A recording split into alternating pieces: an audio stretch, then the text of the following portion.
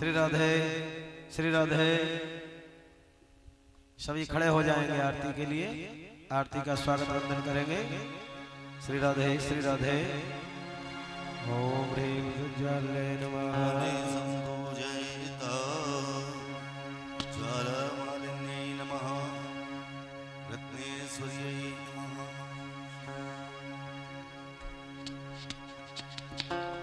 ज्वालामालिन्यै नमः। चंद्रमा मनसो जात चक्षो सूर्यो अजायत स्रोत्राद्वायुः प्राणसमुखाग्निरजायत। श्याम तेरी आरती कन्हैया तेरी आरती, सारा संसार करेगा कर जोड़ के। श्याम तेरी आरती कन्हैया तेरी आरती, सारा संसार करेगा कर जोड़ के। कन्हैया तेरी आरती, सारा संसार करेगा कर जोड़ के। श्याम तेरी आरती कन्हैया तेरी आरती, सारा संसार करेगा कर जोड़ के। मोर मुकुट तेरे शीश पे सोहे, मोरे मुकुट तेरे शीश पे सोहे। मोर मुकुट तेरे शीश पे सोहे। मोरे मुकुट तेरे शीश पे सोहे। यारी बंसी मुनि मन मोहे, प्यारी बंसी मुनि मन मोहे।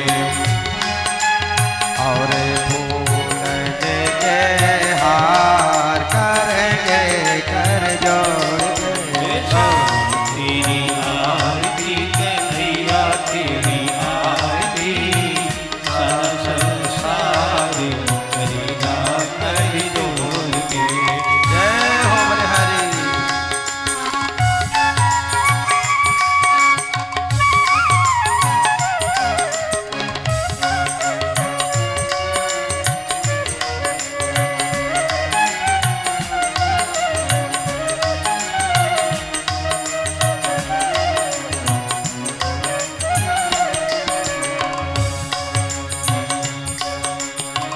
मैं दीन दुखिया भारी, दीन दुखिया भारी। मैं दीन दुखिया भारी। दीन दुखिया भारी।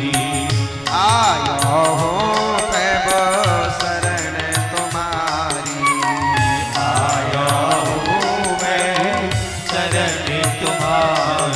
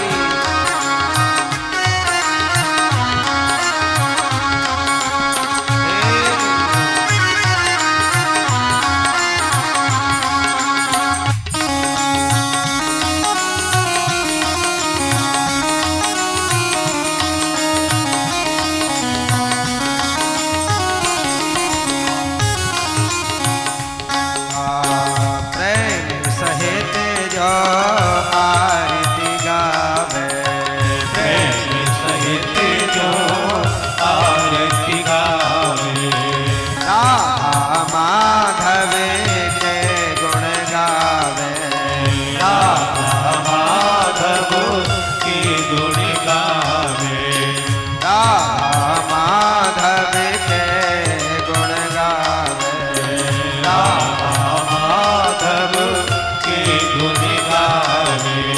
हो जाए भव से पार, करेंगे कर जोड़ के क्या तेरी आरती कन्हैया तेरी आरती, सारा संसार करेगा कर जोड़ के। श्यामा तेरी आरती कन्हैया तेरी आरती, सारा संसार करेगा कर जोड़ के। श्यामा तेरी आरती कन्हैया तेरी आरती, सारा संसार करेगा कर जोड़ के। करेगा कर जोड़ के, करेगा कर जोड़ के, करेगा कर जोड़ के, करेगा कर गौरं गणावतारं धन्धारधारं मुजगेन्द्रहारं सदा वसन्तं वन्दे भवानी सहितं नमामि। जलेन प्रदक्षिणावर्धनं आरोग्यार्थे हस्ते स्वात्माभिवन्दनं मन्त्रपुष्पाञ्जलि ॐ जन्नेन जन्मय चन्ददेवास्थाने धर्माणि प्रथमान्या षण्णादेनागमहिमानः सचन्द्रेतपूर्वे शाद्याः शान्तिदेवाः नानासुगन्धपुष्पाणि यथा कालोद्भवानि च पुष्पाञ्जलिर्मया दत्ता ग्रहाण परमेश्वर मंत्रपुष्पाञ्जलिं समर्पयामि। बोलो सिद्धि विनायक भगवान की जय हो। भागवत महापुराण की जय हो। बगीचा वाले बाबा की जय हो। व्यास जी महाराज की जय हो। जय जय श्री राधे। सभी भक्तजन अपनी अपनी जगह बैठ जाएंगे।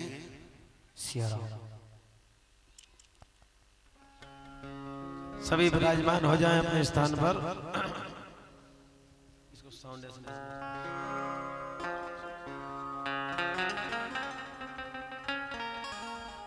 श्री राधे श्री राधे।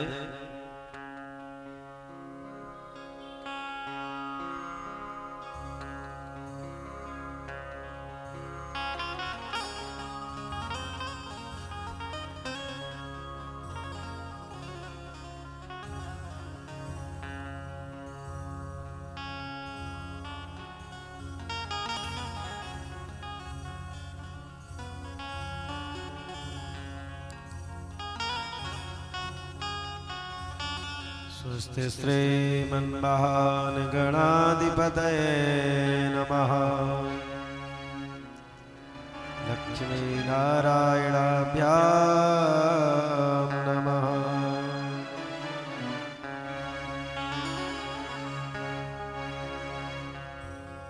अखण्डमण्डलाकारम् व्याप्तं येन चराचरम् तत्पदं दर्शयामेन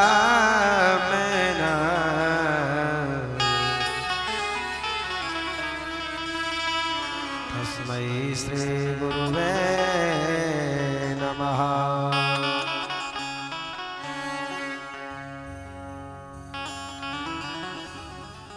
वंशे विभूषितकरानवनीर्दाभा पीताम्बराधरुणबिम्बफलाधरोष्टा पूर्णेन्दुसुन्दरमुखा रवीन्द्रनेत्रा कृष्णात् परं किमपि तमहं न जाने।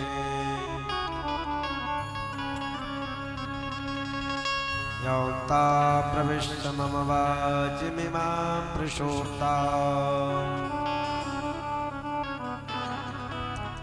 सञ्जीवयत्य किल शक्तिधरा स्वधाम्ना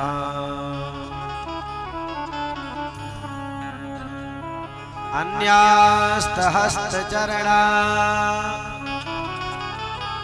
श्रवणात्वगादि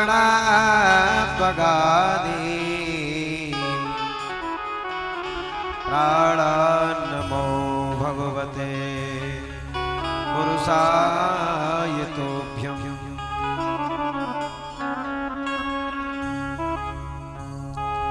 बाके विहारिणं वन्दे वृन्दावनविलासिनम् राधाङ्गमरूपमाधुर्यम् रसिकानां सुखप्रदम्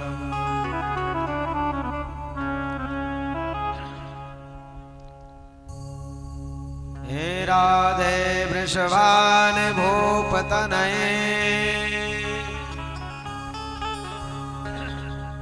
हे पूर्णचन्द्रानने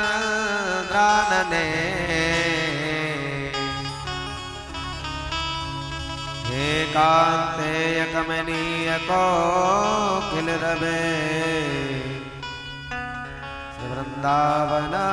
वृन्दावनाधीश्वरी जय जय श्री राधा रमणो जय जय नवल किशोर जय गोपी चित चौर प्रभु जय जय माखन चोर कनक वेल श्री राधिका मोहन श्याम तमाल मोमन हृदय निकुंज में बस हो लाड़े लीलाल रवि को कमल अनेक हैं कमलन को रवि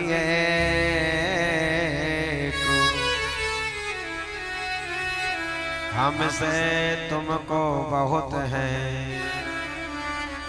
तुमसे हमें कोई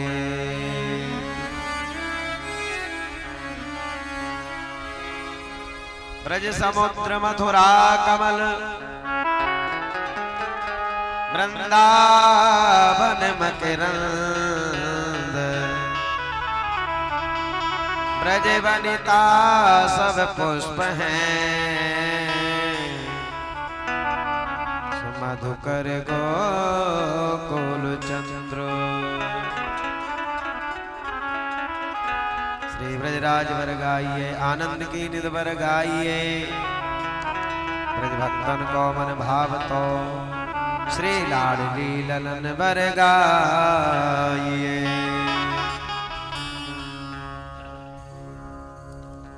जय जय जय हनुमान गोसाई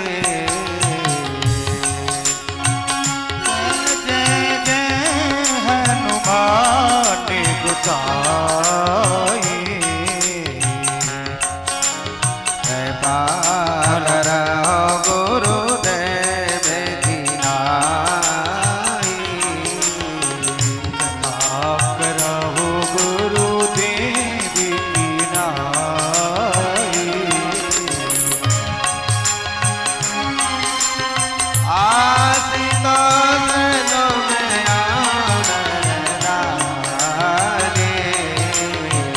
आसी तो जी तुम अंगड़ी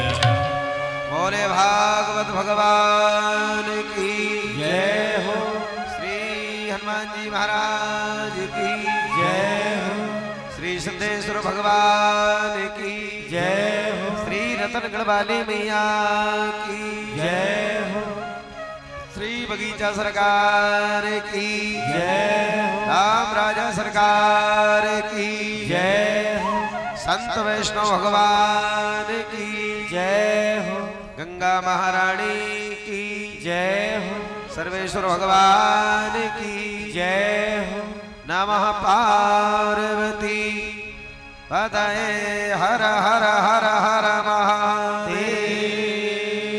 बोले गुरुदेव भगवान की जय हो।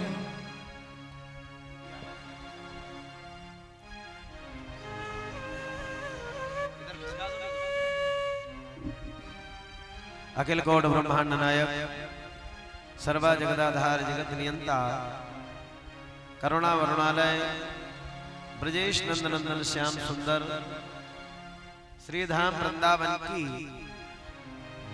निकुंजों में विहार करने वाले श्री राधा कृष्ण भगवान का वांगमय विग्रह श्रीमद् भागवत महापुराण ग्रंथ कथा के परम रसिया आंजनेय नंदन वायु नंदन संत बलवंत श्री हनुमंत लाल जी महाराज यत्र तत्र से आए कथा प्रांगण में अपना आसन ग्रहण करें। ऐसे पवन पुत्र का हम सभी लोग मिलकर स्वागत वंदन करते हैं। बोले हनुमान जी महाराज की जय। इस भारत सुंदरा को पावन करने वाले हमारे संत एवं विप्र देवताओं के चरणों में प्रणाम।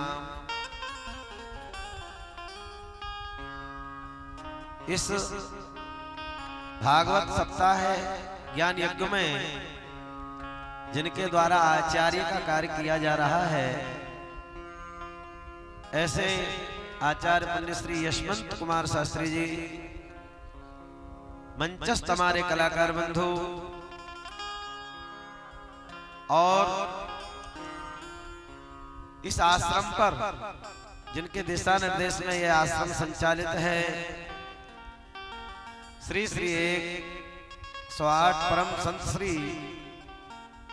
श्री महेंद्र लक्ष्मण राजेंद्र गिरी जी महाराज, हमारे इस करहरा का गौरव, विद्वानों के परम गौरव श्री श्री 108 परम संत श्री वेद वेदांत के ज्ञाता परम सम्मानीय श्री रुद्र चेतनपुरी जी महाराज, इस भगवत पांडाल में ज्ञानवृद्ध वयोवृद्ध हमारे सभी विप्र देवता, आगंतुक महानुभाव, माता बहने, सभी के लिए व्यास पीठ से जय श्री कृष्ण। जय श्री कृष्ण। बड़े सौभाग्य का विषय है, बगीचा सरकार के पावन परिसर में बैठ के आप लोग कृष्ण कथा सुन रहे हैं। आप सुन रहे हैं और जो दूर दूर अंचलों पर विराजमान हैं, वो हमारे जन पहल न्यूज चैनल यूट्यूब चैनल के द्वारा जो जहां बैठे हैं वहां भी कथा को सुन रहे हैं। उसका संचालन हमारे संदीप साहू जी कर रहे हैं। तो देखिए, आज कथा का ये पंचम दिवस है, शुभारंभ की ओर है। आए, कथा के पहले हरिनाम संकीर्तन आप लोग करेंगे ताकि मेरा मन कथा कहने में लगे और आपका श्रवण करने में लगे। सभी लोग मीठी मीठी ताली बजाते हुए भगवान नाम संकीर्तन गुनगुनाएंगे। सभी लोग बोलेंगे बड़े प्रेम से, जय जय राधा, जय जय जय जय राधा रमण हरि बोल, जय जय राधा रमण हरि बोल, जय राधा रमण हरि बोल,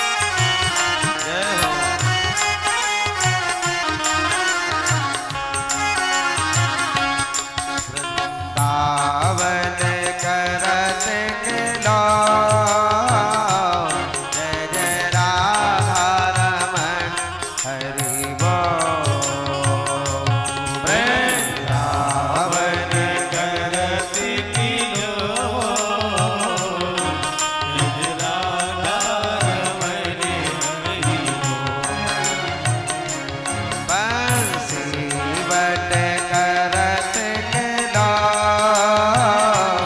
जय जय राधा रमण हरि बोल बंसी बट करत की लो जय हो राधा रमण हरि बोल जय हो हरि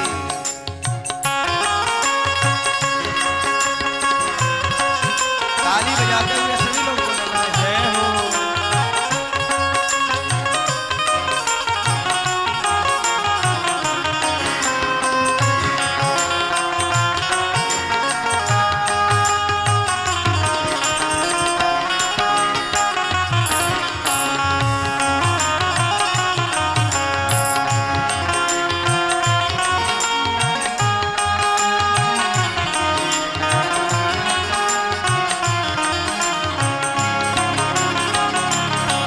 अखियन काजल मृग छोना सोनक बेसर जादू टोना सो अखियन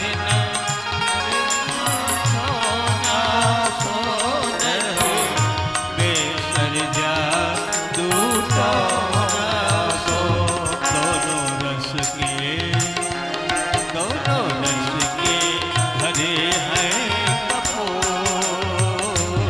जय जय राधा रमण हरि बोल जय जय राधा रमण हरि बोल जय जय राधा रमण हरि बोल हरि हरि बोल कृष्ण हरि बोल हरि बोल हरि बोल हरि बोल कृष्ण बोल कृष्ण बोल कृष्ण बोल कृष्ण बोल कृष्ण बोल कृष्ण बोल कृष्ण बोल हरि बोल हरि बोल हरि बोल हरि बोल हरि बोल हरि बोल हरि बोल जय जय राधा रमण हरि बोल जय जय राधा रमण हरि बोल जय जय राधा रमण हरि बोल जय जय राधा रमण हरि बोल जय जय राधा रमण राधे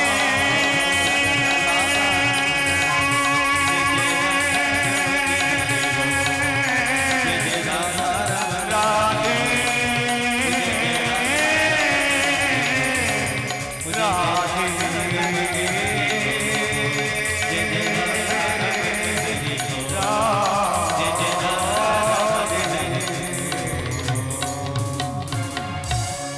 जय जय श्री राधे बोले बांके बिहारी लाल की जय हो आइएगा आप सभी ने भगवान नाम का स्मरण किया चलें भागवत की ओर हम और आप प्रवेश करें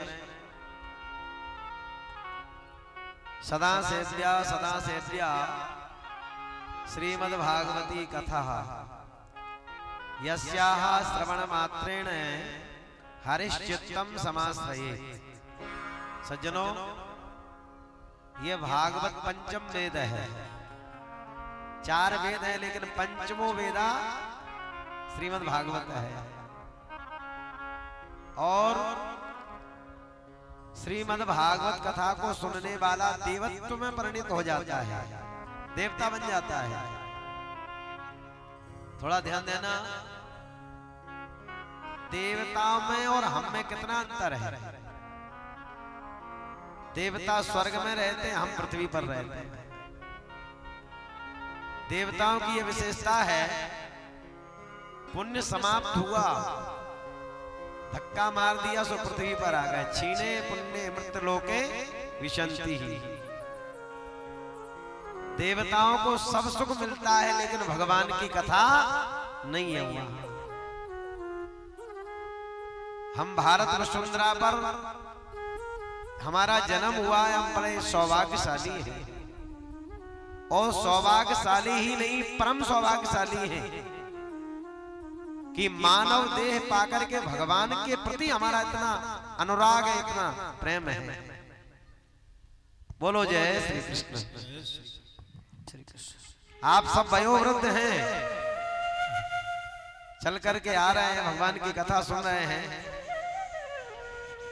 और कुछ भक्त तो हमारे ग्रामीण अंचलों से भी आ रहे हैं। ये भगवान की कथा का के प्रति प्रेम है, अनुराग है। भगवान की कथा ऐसी दिव्य है कि हम भारतवासियों को सुनने के लिए मिल जाती है।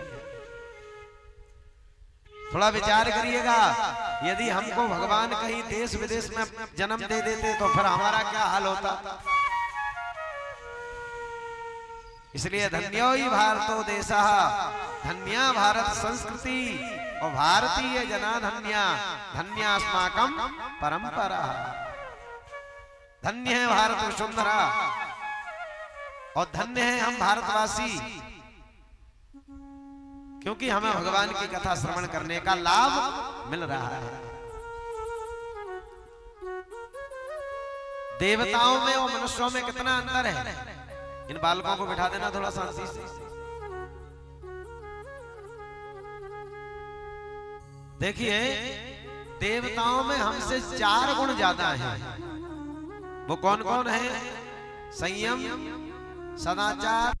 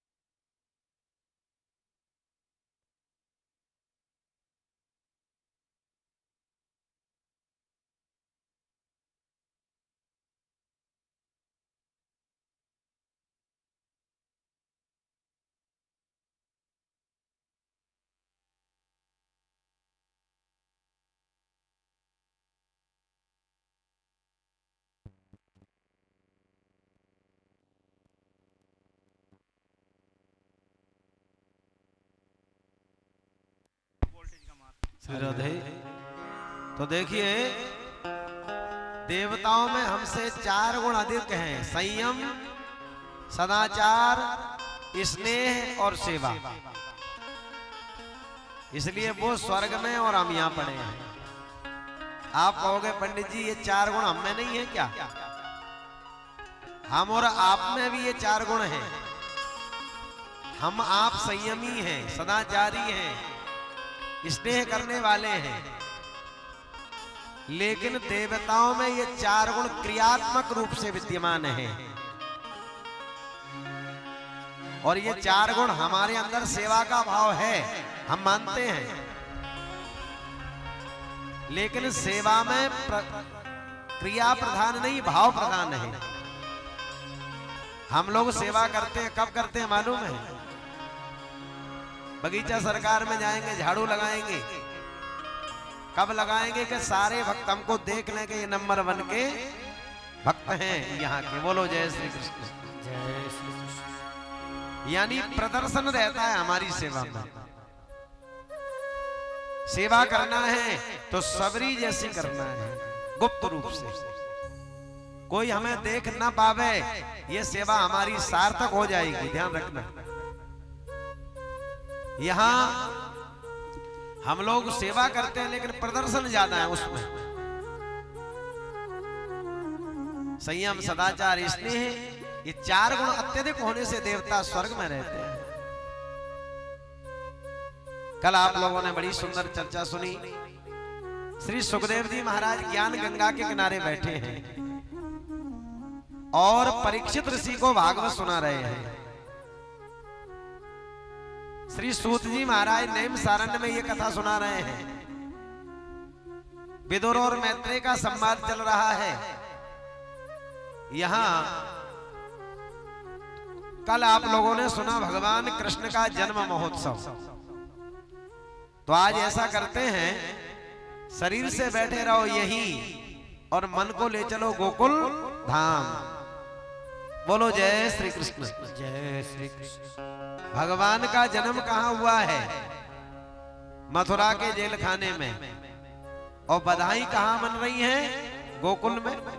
बड़ी विचित्र बात है भाई, जहां जन्म हुआ था वहीं बधाई मनना चाहिए, ये नियम है। लेकिन जन्म हुआ है मथुरा के जेल खाने में, कारागृह में, और बधाई गोकुल में बन रही है। ध्यान देना, जितना आनंद भगवान की बाल लीलाओं का गोकुल के भक्तों ने लिया, समझ लो उतना आनंद मथुरा के भक्तों को नहीं मिला। क्योंकि भगवान ने जितनी बाल लीलाएं की हैं वो गोकुल में की हैं। बोलो जय श्री कृष्ण। जय श्री कृष्ण। और बालकों की बाल लीला ही बड़ी मन को मोहने वाली होती है कि नहीं? जो छोटे छोटे बच्चे हैं उनकी जो क्रीड़ा है वो मनमोहक होती है। तो मेरा निवेदन है, जो आनंद गोकुल के भक्तों को मिला वो मथुरा के भक्तों को नहीं मिला। ये भी अपने अपने भाग्य की बात है, समझ लो। यहां शरीर से बैठे रहो आप यहीं, आज मन को ले चलो गोकुल धाम। गोकुल का अर्थ क्या है? गौना में इंद्रियों का समूह ही गोकुल है। यहां श्री सुखदेव जी महाराज कहते हैं, 18 श्लोकों में सुखदेव भगवान ने नंद महोत्सव गाया भागवत में। नंदस्त्वात्मजोत्पन्ने जाता ह्लादो महामना आहूय विप्रवेद ज्ञान स्नाता शुचिरलंकृतः। 18 श्लोकों में नंद महोत्सव का दर्शन कराया सुखदेव जी ने। यहां आज नंद बाबा बड़े प्रसन्न हैं। ध्यान देकर सुनना आप लोग, क्योंकि बुढ़ापे में कन्हैया को जन्म भयो है। जमुना जी में डुबकी लगा ली, माथे पर चंदन लगाया, थोड़ी पर इत्र लगाया, आंखों में काजल लगाया। ध्यान देना, अलंकृतः बोले सुंदर सुंदर वस्त्रों को धारण कर रहे हैं नंद बाबा। क्यों धारण कर रहे हैं? क्योंकि आज ब्रजराज जू को, आज ब्रजराज जू के लाला को जन्म भयो। आज ब्रजराज जू के लाला को जन्म भयो। छायो और मोद नयो अति सुखदाई है। आज ब्रजराज जू के लाला को जन्म भयो। ध्यान देना, ब्रज की माताएं भी श्रृंगार कर रही हैं। नाचे सुख किन्नरी अप्सरा और चाहे भरी। बाजत मृदंग झांझ ढोलक सवाई है। आज ब्रजराज जू के लाला को जन्म भयो। नंद बाबा श्रृंगार कर रहे हैं। ध्यान देना, आंखों में काजल है, थोड़ी पे इत्र है, माथे पे तिलक है, पगड़ी बंधी है नंद बाबा की। यहां एक ब्रजवासी आयो, आकर के नंद बाबा बोले, कहो जी आज हम कैसे लग रहे हैं, पहले तो ये बताओ। एक ब्रजवासी विनोद करने लगा, हंस करके ब्रजवासी बोलो, बाबा आज तो तूने कमाल कर दियो। आज बुढ़ापे में तूने इतना अच्छा श्रृंगार करो, इतना सुंदर लग रहे हो कि एक छोटी सी छोरी बुला करके तेरा विवाह करा दे। विवाह बोलो जय श्री कृष्ण। एक बात बताएं, श्रृंगार करने की भी एक उम्र होती है, आयु होती है, समझना आप लोग। एक 80-85 वर्ष के बाबा यदि अपने नाती के विवाह में ब्यूटी पार्लर पर जाए श्रृंगार के लिए, या 85 वर्ष की दादी यदि ब्यूटी पार्लर पर श्रृंगार करने जाए तो सारे मेहमान कहेंगे देखो बुढ़ापे में कितना श्रृंगार कर रहे हैं। ये भी उम्र होती है, श्रृंगार करने की भी उम्र है, भोजन करने की भी एक उम्र होती है, ध्यान रखना। और सारी बातें उम्र के अनुकूल अच्छी लगती हैं, सीधी सी बात। बैठना उठना ये भी उम्र के अनुसार होना चाहिए। यहां नंद बाबा से वार्तालाप चल रही है। इतने में एक ब्रजवासी आयो और उसने क्या किया, बोले एक दधी की मटकी ली और नंद बाबा के ऊपर उड़ेल दी। नंद बाबा दधी में सरोवर रह गए। यहां सुखदेव जी कहते हैं नंद बाबा कन्हैया के जन्म के समय आज सारे ब्रजवासी श्रृंगार करके आ रहे हैं, दूध दही ले लेकर के कन्हैया के ताई आ रहे हैं नंद भवन में। बाजयत्वा स्वस्त्यनम जात कर्मात्मज सबई कार्यामास विद्वत पितृदेवार्चनम तथा।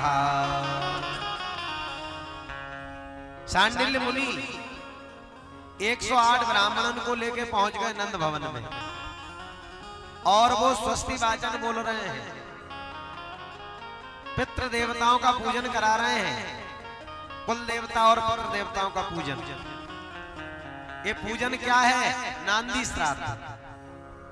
अच्छा एक बात बताएं, नांदी श्राद्ध तो आप जानते ही हैं, रामायण का पाठ करने वाले हैं, हमारे मास्टर साहब बैठे हैं, सभी प्रबुद्ध हैं।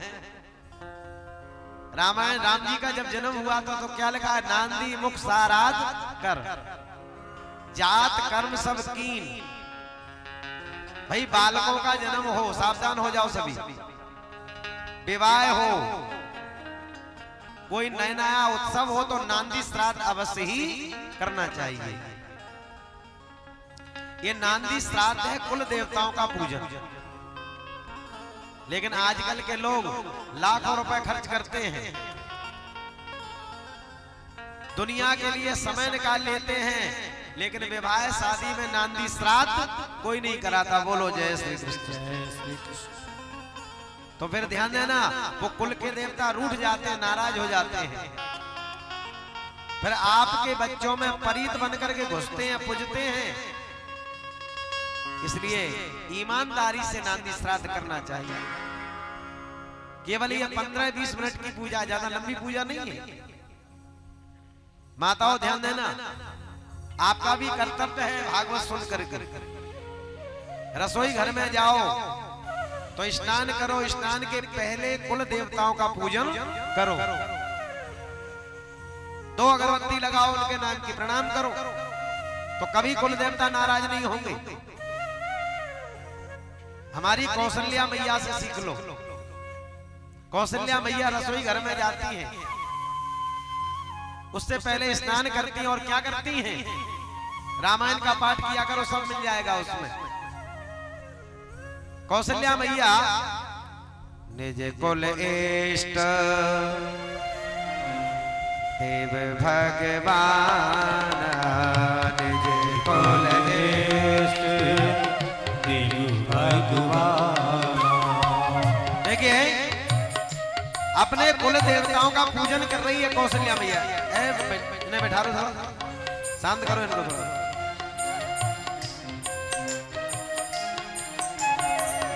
निज कुल इष्ट देव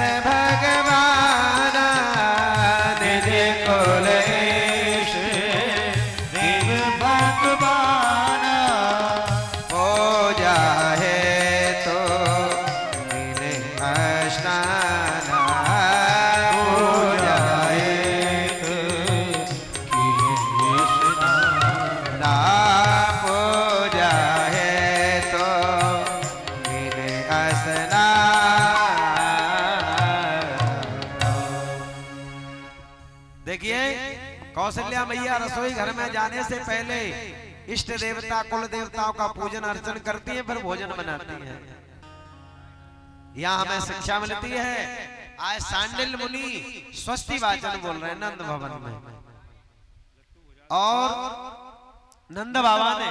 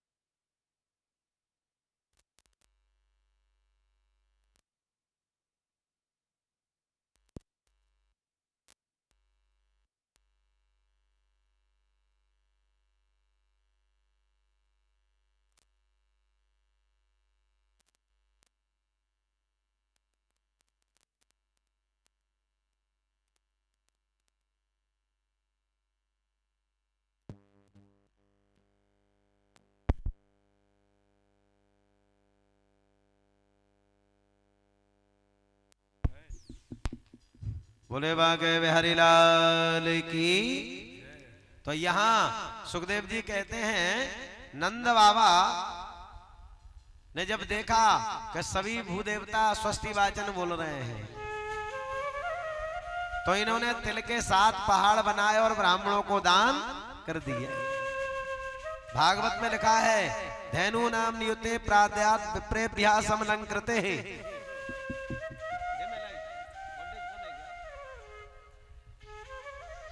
1 लाख गायों के सोने से सींग मढ़ करके ब्राह्मणों को दान में दिए हैं। मेरा आपसे निवेदन है, यहां सौमंगल्यम गिरो विप्रह सूत मागति वंदीना।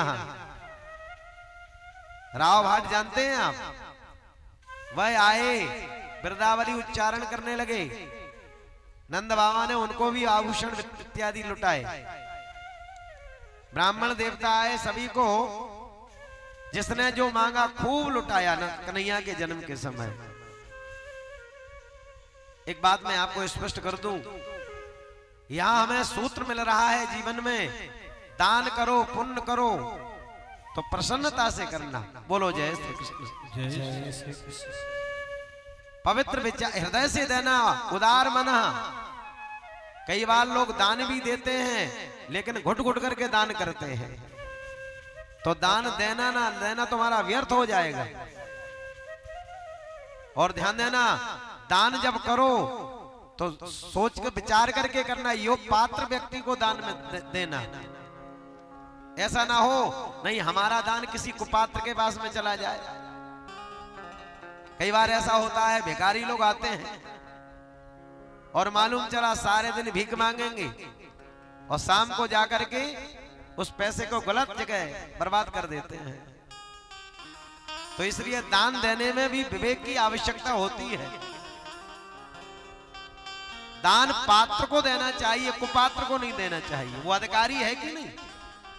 भाई हम जो दान दे रहे हैं ये सदुपयोग में जाएगा, कहां खर्च होगा, ये निर्णय लो।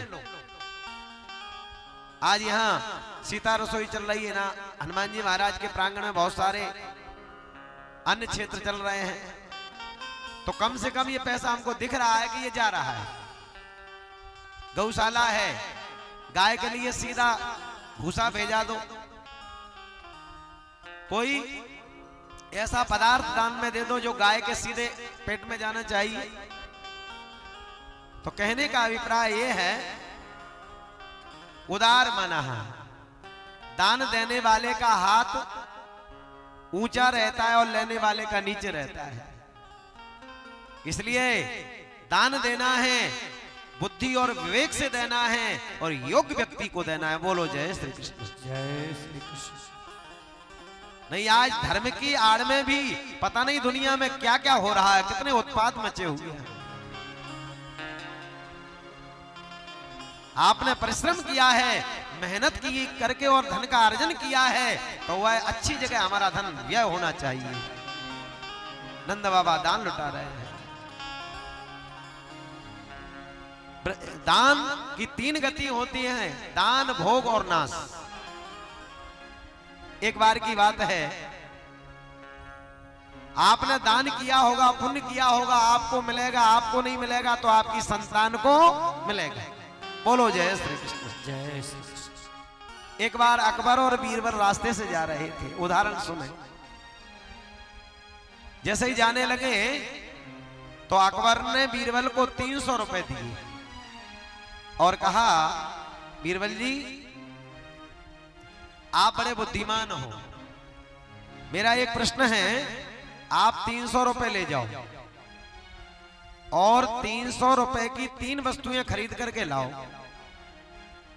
बीरबल जी बोले क्या? बोले एक वस्तु यहां की, एक वहां की और एक यहां की ना वहां की। 300 रुपए की 3 वस्तुएं खरीदना है। परंतु ध्यान देना, हमारे हिंदू धर्म में बीरबल जी तो बड़े बुद्धिमान थे, उन्होंने अपना दिमाग घुमाया। हाँ हाँ सरकार, अवश्य लेके आऊंगा। और जैसे ही दरबार से निकले, क्या देखा कि एक हलवाई गरम गरम रसगुल्ले निकाल रहा था। 100 रुपए धीरे से वहां दे दिए, भैया 100 रुपए के रसगुल्ले दे दो। रसगुल्ले ले लिए। अब कितने बचे? 200। जैसे ही एक जगह से निकला तो ऐसे ही सत्संग चल रहा था, यज्ञ चल रहा था। कमेटी के बालों को बुलाया और बीरबल जी ने कहा, भैया सुनो, जिस दिन भंडारा हो ये 100 रुपए हमारे भी उसमें डाल देना। अब कितने बचे? 100 रुपए। 200 रुपए खर्च। जैसे ही एक जगह से निकला, बीरबल जी निकले तो क्या देखा कि 2-4 जुआड़ी बैठे हैं, ताश खेलने वाले। बीरबल जी ने जैसे ही देखा तो धीरे से वो 100 रुपए जुआड़ियों को डाल दिया। अकबर ने कहा, ये बताओ 300 रुपए का हिसाब किताब करो। बीरबल जी बोले अवश्य। बोले आपने कहा था एक वस्तु यहां की, तो बोले वो 100 रुपए मैंने रसगुल्ले लेने में खर्च कर दिए जो यहां की वस्तु है। रसगुल्ले खा लो, चद्दर उड़ के सो जाओ।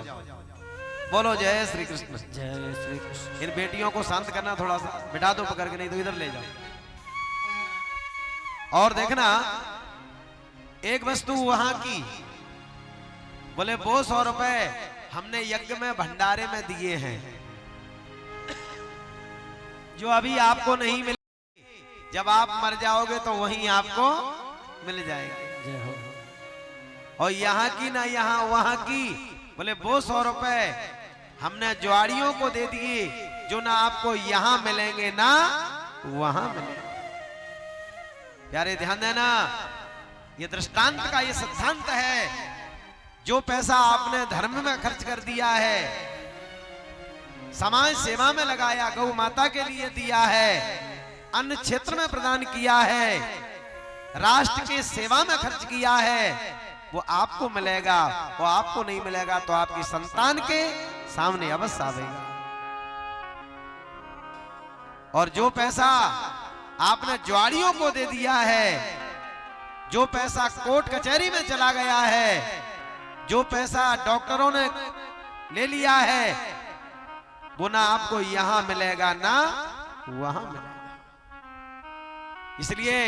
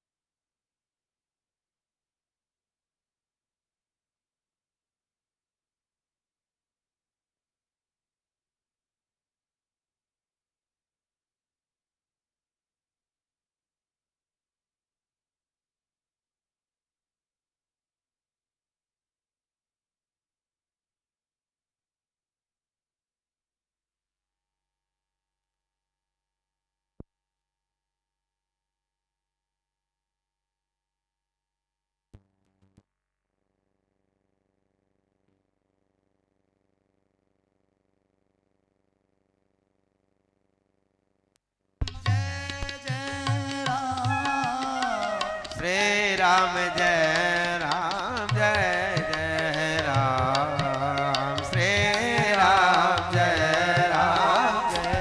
जय राम। तो देखिए, यदि पैसा आपने सत्कर्म में व्यय किया है तो आपकी आपत्ति विपत्ति में भी धर्म की परीक्षा हो जाती है। यहां नंद बाबा ने खूब धन लुटाया। ब्रजवासियां गायों बछड़ों को यमुना जी में नहलाने के लिए ले गए। भागवत में लिखा है, गावो वृषावत्सरया हरिद्रा तैल रूषता। ध्यान देना, तेल और हल्दी से मालिश कर रहे हैं और मोर का पंख बांधा और पकड़ के ले गए नंद भवन में, जाके खड़ा कर दिया। बोलो जय श्री कृष्ण। जय श्री कृष्ण। आज गोपियां श्रृंगार कर रही है माताओं, ध्यान देना। भागवत में लिखा है, गोप्या सुमृष्ट मणिकुंडलमस् गोप्या सुमृष्ट मणिकुंडल निष्कंठ्या चित्यांबरा सखाच्युत माल्यवर्षः। माताएं नाक में नथनी, गले में हार, कमर में करदनी, पैरन में पायजाम, हाथन में चूड़ी, ओंठों पे लाली, माथे में बिंदी, चुनरी उड़ करके तैयार है नंद महोत्सव में जाने के लिए। माताओं ने सुंदर सा श्रृंगार किया और श्रृंगार में अपनी बेड़ी में लगाए पुष्प, चोटी में पुष्प। पुरानी माताएं जब श्रृंगार करती थी तो चोटी में पुष्प लगाया करती थी। आज भी ये परंपरा ब्रज में है। ब्रज में माताएं बिहारी जी का दर्शन करने जाती हैं तो चोटी में पुष्प लगा के जाती हैं। यहां सभी माताएं श्रृंगार कर रही हैं। और ध्यान देना, श्रृंगार संसार को रिझाने के लिए नहीं होता है। श्रृंगार करने से, श्रृंगार करना है तो अपने परमात्मा को रिझाने के लिए करना, संसार को नहीं रिझाना है। माताएं श्रृंगार इसलिए करती हैं कि हमारे पति की आयु की वृद्धि हो। ये हनुमान जी का दृष्टांत तो आपने सुना ही होगा। माता जी एक बार मांग भर रही थी, हनुमान जी आए, कहा माता जी ये क्या हो रहा है। मैया जानकी जी बोली, हनुमान ये सिंदूर लगाने से, बोले तेरे जो हमारे प्राण वल्लभ हैं, आपके भगवान है, उनकी आयु में वृद्धि हो जाती है। हनुमान जी ने विचार किया, जब थोड़ी सी मांग भरने में आयु की वृद्धि होगी और कहीं इसको पूरा शरीर पर लगा लिया जाए तो फिर क्या होगा। माता जी गृह कार्य में लग गई, संदूक उठाया और सारे बदन पर लगा के बैठ गए। जानकी जी आई, बहुत फटकार लगाई, भाई ये सिंदूर किसने फैला दिया। सभी बंदरों से पूछा, लेकिन चारों ओर देखा हनुमान नहीं है, वो कहां चले गए। हनुमान जी को देखा तो नीचे पलंग के नीचे विराजमान है। हनुमान जी को बुलाया, हनुमान ये क्या हो गया। राम जी ने हनुमान जी को बहुत डांट लगाई। हनुमान जी ने कहा, प्रभु माता जी बोल रही थी कि थोड़ा सिंदूर लगाने से आयु वृद्धि होती है भगवान की, इसलिए मैंने सोचा कि सर्वांग पर सिंदूर लगा लूं, फिर क्या होगा। बोले हनुमान जी महाराज की जय हो। राम जी ने कह दिया, आज से तेरे अंग पर सिंदूर का लेप जो करेगा उसमें मेरी आयु की वृद्धि होगी और उस भक्त को खूब आशीर्वाद मिलेगा। तो मेरा निवेदन है, माताएं श्रृंगार करती हैं, अपने पति की आयु की वृद्धि की शुभकामना के लिए करती हैं। यहाँ सभी माताएं श्रृंगार करके जा रही है नंद भवन की ओर। सुखदेव जी कहते हैं, ताया से सा प्रियंजाना चिरम बाहित बालिके हरिद्रा चूर्ण चैलाधि सिंचन्त्य जन्म जगु। सभी माताएं नंद भवन की ओर भाग रही हैं, लाला की बधाई दे रही। मैया तेरे लाला के जन्मदिन की बधाई हो। और माताएं गीत गा रही हैं, नाच रही हैं, बड़े भाव से गा रही हैं। क्या बोल रही हैं? आप सभी लोग बड़े भाव से गाएंगे। ब्रज में जो लोग सो रहे हैं वो जाग जाओ, ऐसा भाव रखो कि आज ही हम कन्हैया की बधाई में सम्मिलित हो गए।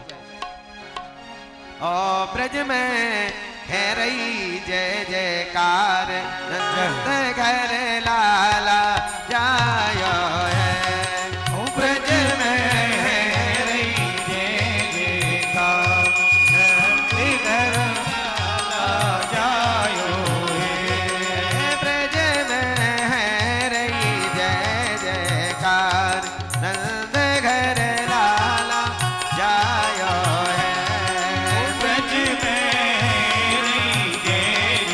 ताली बजाते हुए घर लाला जायो है लाला जायो है जय हो यशोदन लाला जायो है लाला जायो है नंद घर लाला जायो है ब्रज में है रही जय जयकार नंद घर लाला जायो है ब्रज में है रही जय जयकार नंद घर लाला जायो है जय हो बोले हरि हरि बोल। नंद के लाला की और संत भगवान की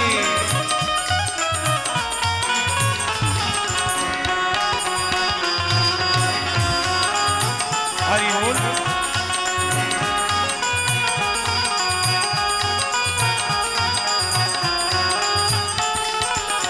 देखिए माताओं लगता है आपको प्रसन्नता नहीं हुई भगवान के जन्म की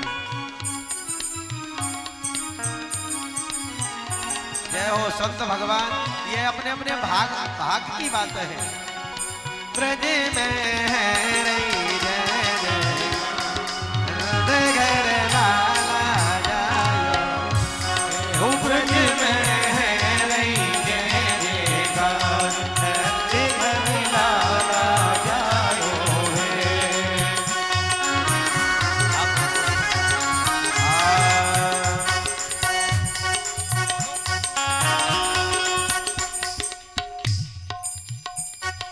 ब्रज में है रही जय जयकार नंद घर लाला जायो है ब्रज में है रही जय जयकार नंद घर लाला जायो है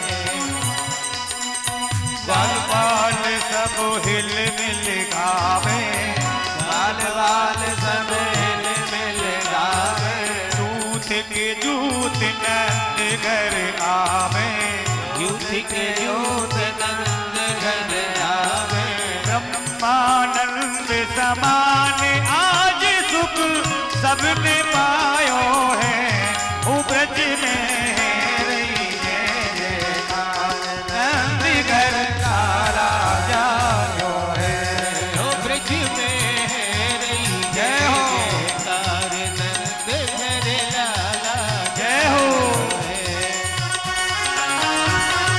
हरि बोल। बोले नंद के लाला की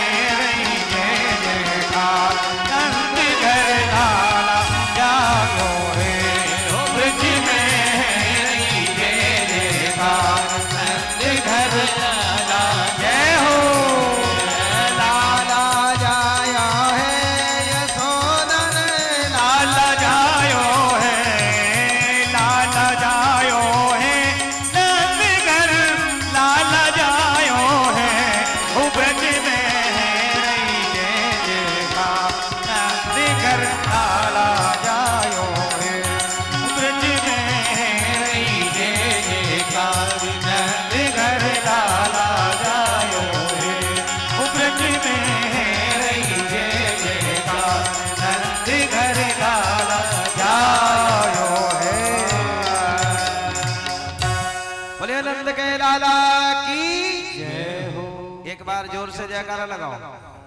बोलिए नंद के लाला की जय हो। जय जय श्री राधे श्याम।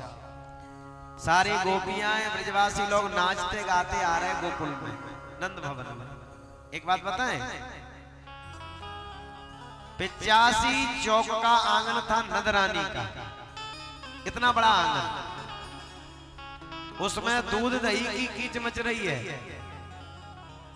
अनेक माताएं बधाई देने जा रही हैं और कई माताएं वहां से लौट रही हैं।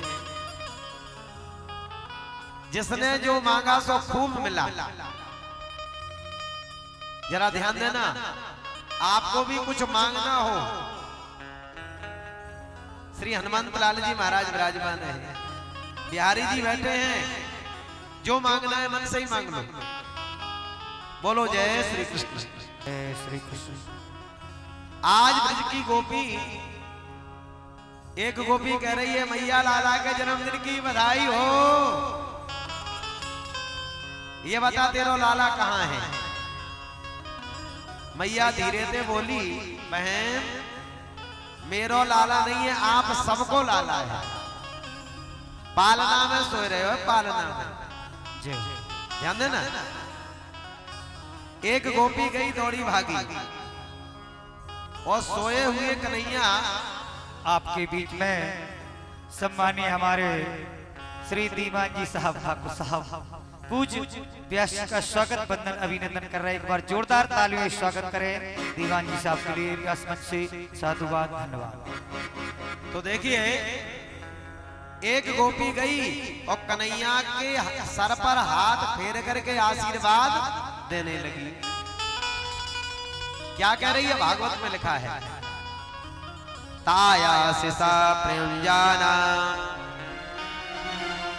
चिरम पाहिति बालिके हरिद्रा चूर्ण चैलाधि सिंचन्त्यो जन्मो जगु। क्या आशीर्वाद दे रही है? अरे मैया, तेरे लाला की आयु हजारों हजारों वर्ष की हो। जय हो। जैसे ही आशीर्वाद दिया तो प्यारे श्याम सुंदर खिलखिला करके हंस पड़े। अच्छा, भगवान क्यों हंसे? भगवान विचार कर रहे हैं कि मैं सारे ब्रह्मांड को आशीर्वाद देने वाला हूं और ये ब्रज की भोली वाली गोपी मोको आशीर्वाद दे रही है, इसलिए भगवान को हंसी आ गई। थोड़ा सा विचार करना, कभी कभी भक्त भी भगवान को आशीर्वाद दे देता है, इसमें कोई बुराई की बात नहीं है। प्रेम में जब व्यक्ति डूब जाता है तो उसको होश नहीं रहता है। रामचरितमानस का एक प्रसंग है। मेरे राम जी वन में गए और वन में जैसे ही गए तो भीलों से भगवान का मिलन हो गया।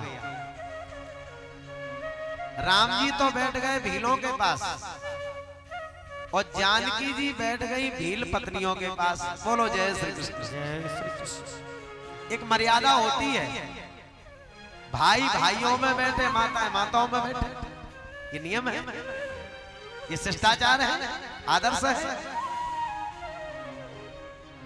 एक भील पत्नी बोली, बहन कितनी सुंदर राजकुमारी है, ऐसी बेटी तो हमने जीवन में पहली बार देखी, कितनी सुंदर है। दूसरी बोली, बहन इनकी बोली कितनी प्यारी है। तीसरी बोली, बहन मेरो मन कर रहे हो कि पैर छू लूं। तो ध्यान देना, पहले तो पैर छू रही हैं जानकी जी के भील पत्नियां हैं। रामायण में लिखा है ना, आते सा प्रेम से पाए पर, पहले तो पैर छू रही हैं और पैर छू करके उनके स्वरूप को देख देख करके इतनी भाव में डूब गई कि अब शरीर की सुध नहीं है। पहले तो पैर छू लिए और फिर दोनों चरणों में से हाथ हटा करके जानकी जी के सर पर रख दिए। फिर क्या बोल रही हैं? आते सब प्रेम से ये पाए पर बाहों पे देते हैं आशीष। क्या आशीर्वाद दे रही हैं? सदा सुहागिन हो तुम जब लग मैं ऐसी। हे राज बेटी, आपका सुहाग अचल अमल बना रहा है, ऐसा आशीर्वाद दे रही है।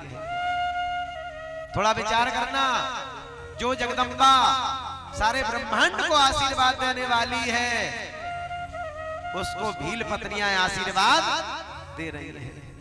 यह है प्रेम का स्वरूप।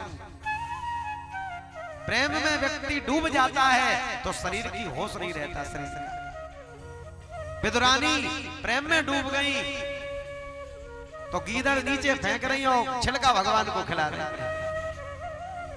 विदुर जी आए, अरे विदुरानी क्या पागल हो गई हो, क्या कर रही हो?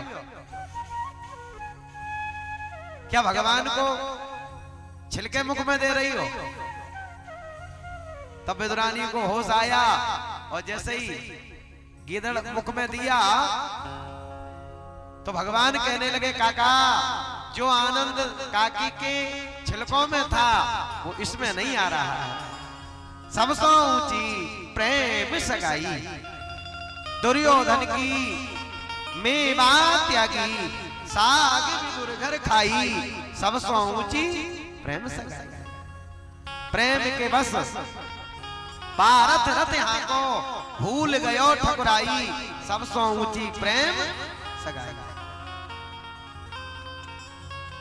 तो प्रेम के कारण भील पत्नियां भगवान को आशीर्वाद दे रही है। यह है प्रेम का लक्षण।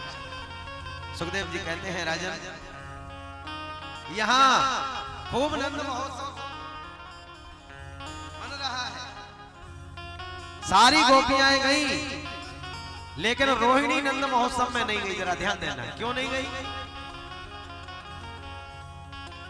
जैसे ही यशोदा जी ने देखा कि ललता है, विशाखा है, भद्रा है, सबकी सब नंद महोत्सव में आई हैं, पर यहां रोहिणी नहीं है। रोहिणी क्यों नहीं आई?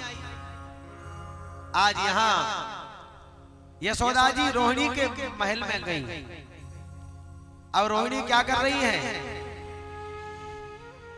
कि अपने अटारी में से जो खिड़की बनी है उसमें बैठ करके नंद महोत्सव का दर्शन कर रही है। बोलो जय श्री कृष्ण। जय श्री कृष्ण।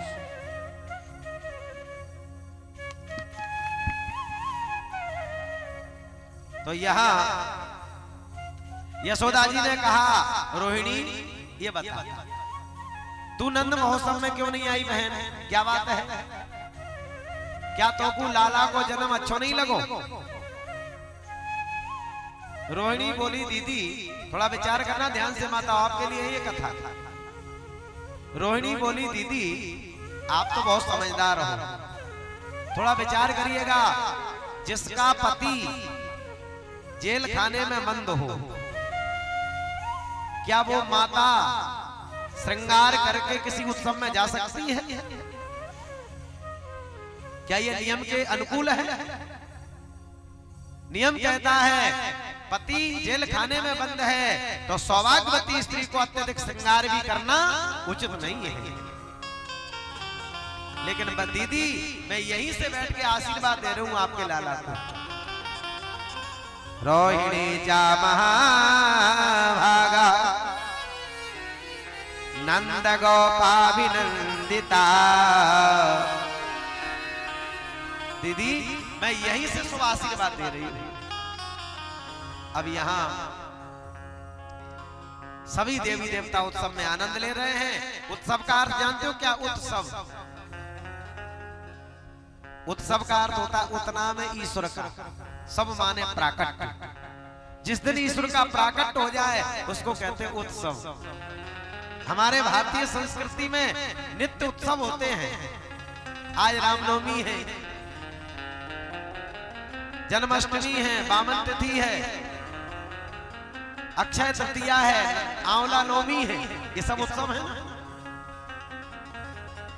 तो मेरा निवेदन है, सब उत्सव में लगे हुए हैं। आज नंद बाबा कर देने के ताई मथुरा में चले गए। पुराने जमाने का यह नियम था कि छोटे राजा बड़े राजा को कर दिया करते थे। उस समय गोपान गोकुल रक्षाया निरूप मथुराम गता नंदा कंस वार्षिक्यम करम दातुम कुरुद्वः। नंद जी ने सभी गोकुल वासियों को बुलाया, कहा भैया मैं कर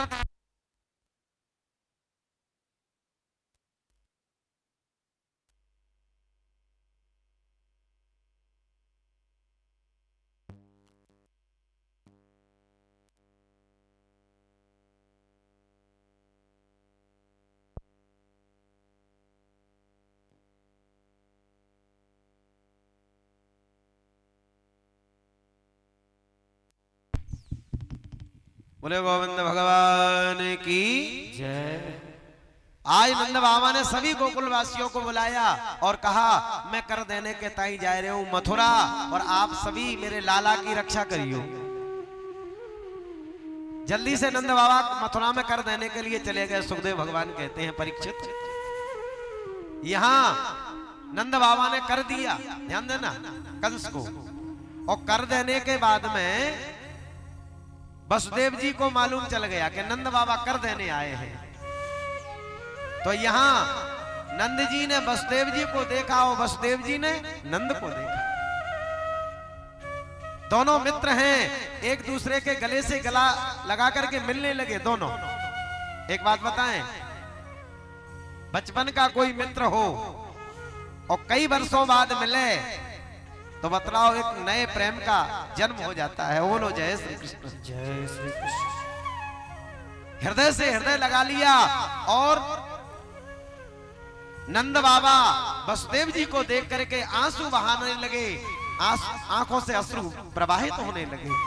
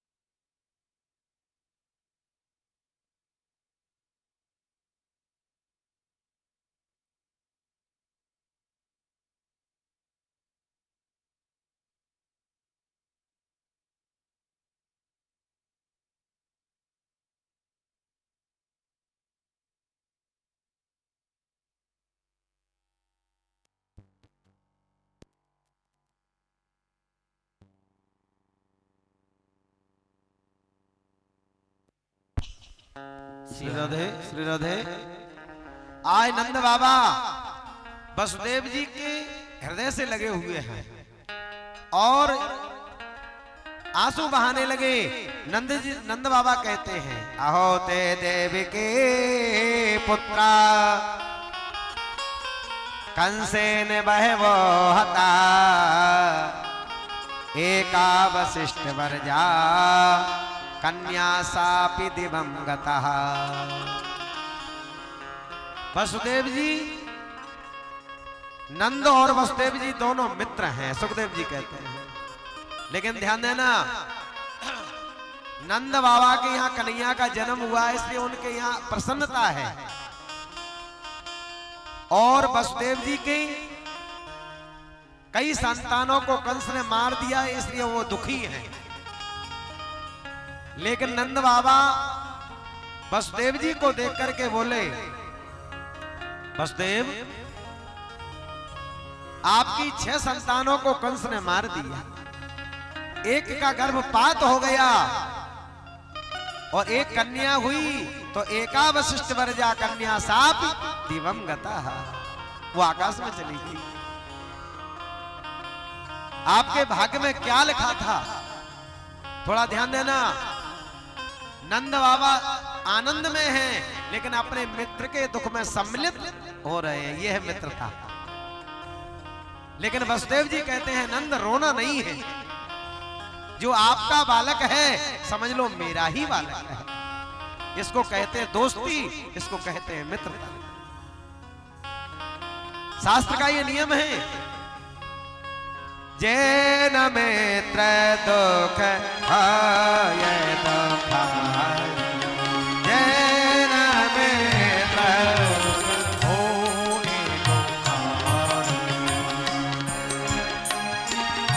दुख होए दुखारी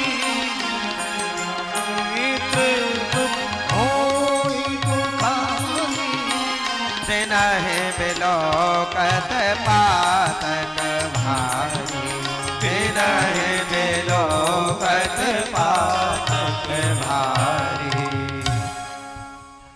मित्र उसे कहते हैं,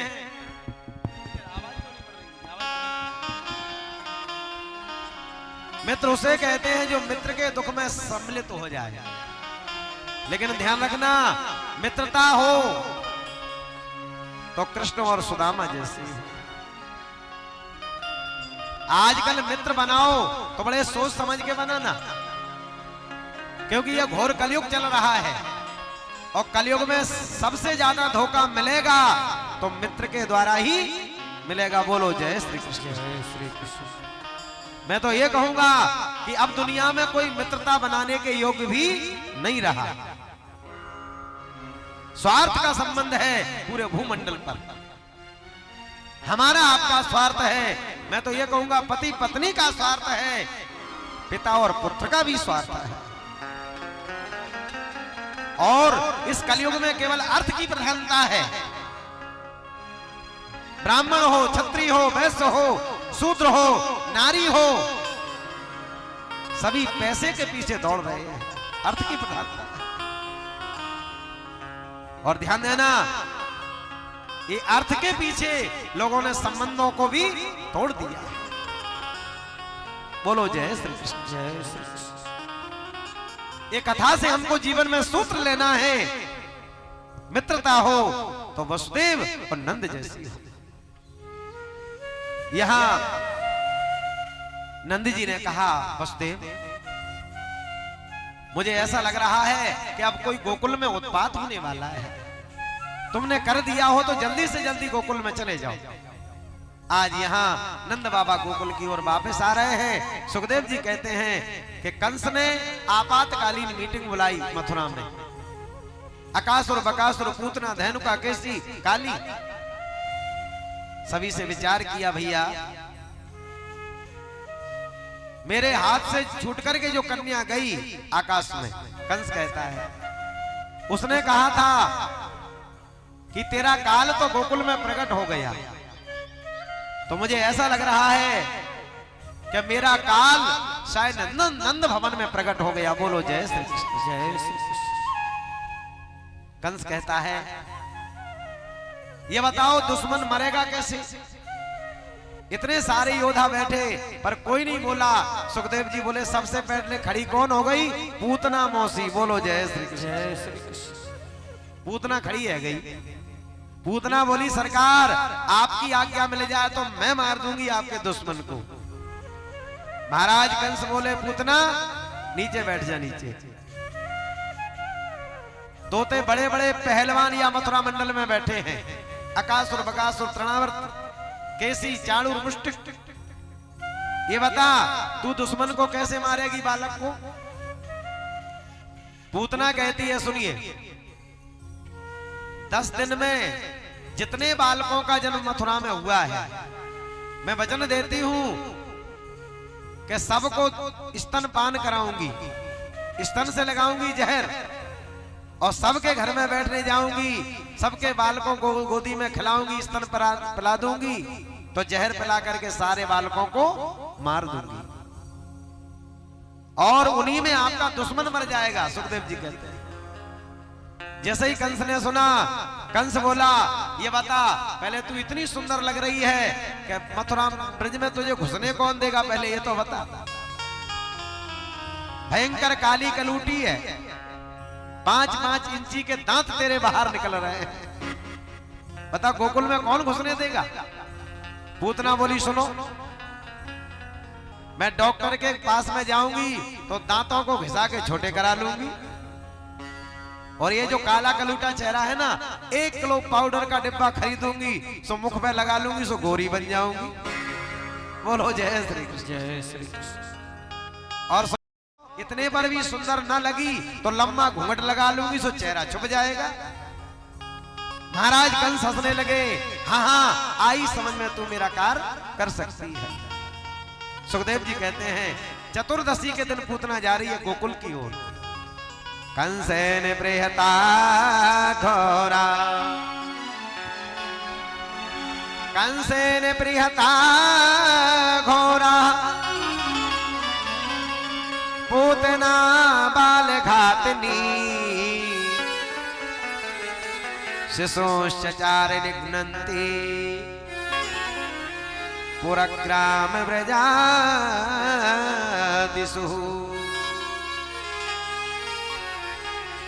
चतुर्दशी के दिन जा रही है पूतना, 14 के दिन। ये पूतना कौन है? अविद्या। और अविद्या के 14 स्थान हैं, 5 कर्मेंद्रिय, 5 ज्ञानेंद्रिय, अहम, चित्त, मन और बुद्धि। इसलिए चतुर्दशी के दिन जा रही है पूतना।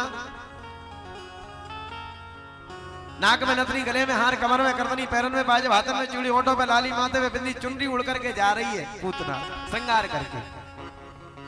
सुखदेव जी बोले ताम केश बिंद विशक्ति मल्लिका ब्रहन नितम मस्तन कक्ष मध्यमा। ऐसा इसने श्रृंगार किया मानो भगवती लक्ष्मी जैसा अद्भुत श्रृंगार किया पूतना ने। छम छम करते हुए गई और नंद भवन में पहुंची, कहने लगी लाला के जन्मदिन की बधाई हो, बधाई हो। यशोदा मैया कहती आओ बहन, आपको स्वागत है। सारी माताएं बोली बहन रास्ता दे दो। ऐसा लग रहे हो कि शायद कन्हैया को दर्शन करने के ताई बैकुंठ से लक्ष्मी जी पधार गई। लक्ष्मी जी इतना सुंदर श्रृंगार।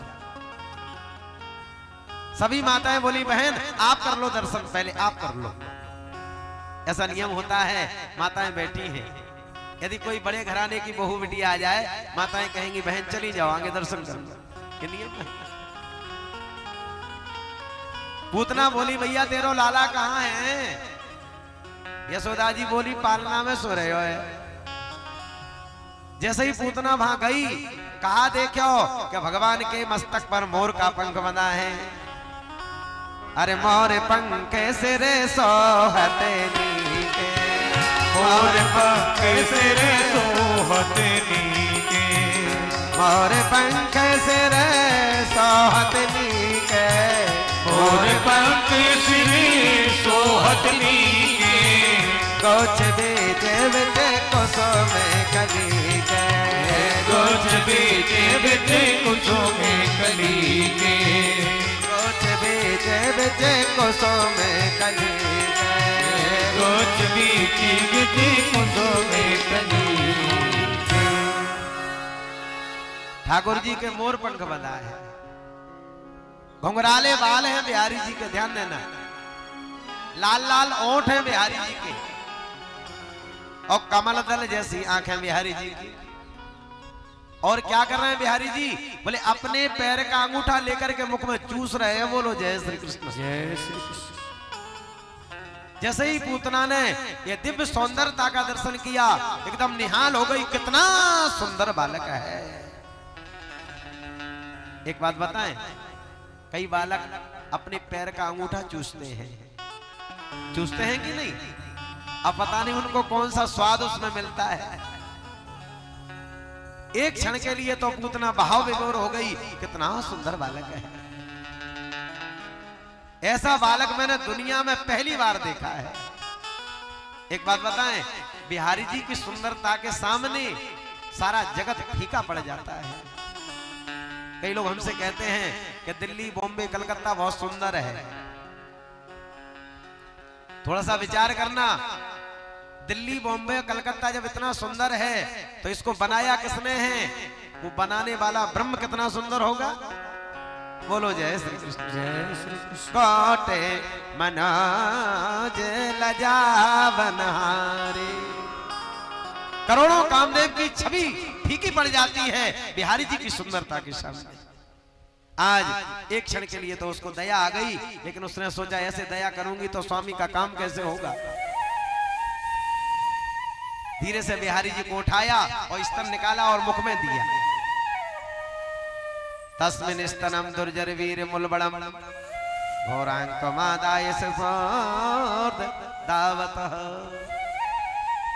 भगवान को जैसे ही स्तन पिलाया तो भगवान पहले तो उसके जहर को पीने लगे। भगवान ने वो जैसे ही स्तन मुख में दिया तो भगवान ने आंखें खोली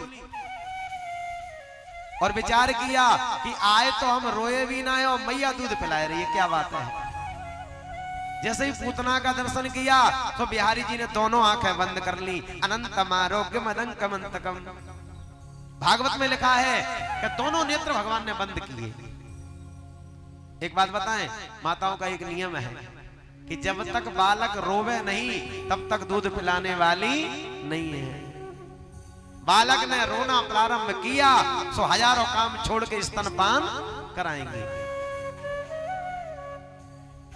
भगवान ने जैसे ही पूतना को देखा तो आंखें बंद कर ली। अब आंखें बंद क्यों की? यहाँ कम से कम 108 भाव हैं।